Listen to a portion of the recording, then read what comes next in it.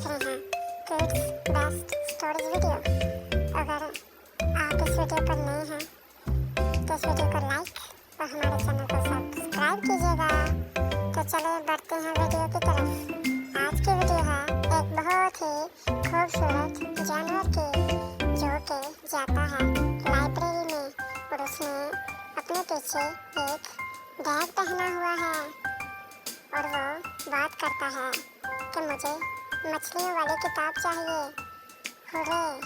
और वो जाता है आगे की तरफ, किताबों की तरफ, और वो उस किताब को ढूंढता है जो उसे चाहिए होती है। हुर्रे! तब वो जाता है आगे की तरफ और वो खुश होता है। हुर्रे! मैंने अपनी किताब ढूंढ ली। और सब उसे देखते हैं। हुर्रे!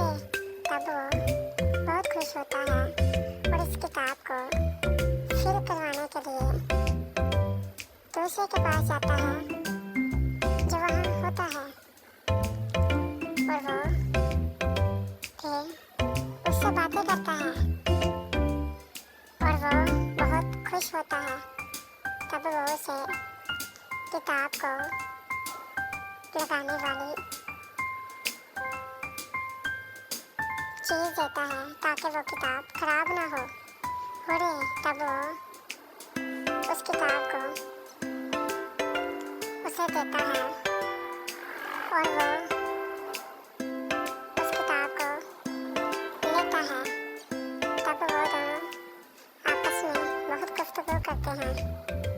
हुर्रे! और वो उसे कहता है कि अगर तुम्हें इस किताब के बारे कुछ मालूमात चाहिए तो मुझे बताना।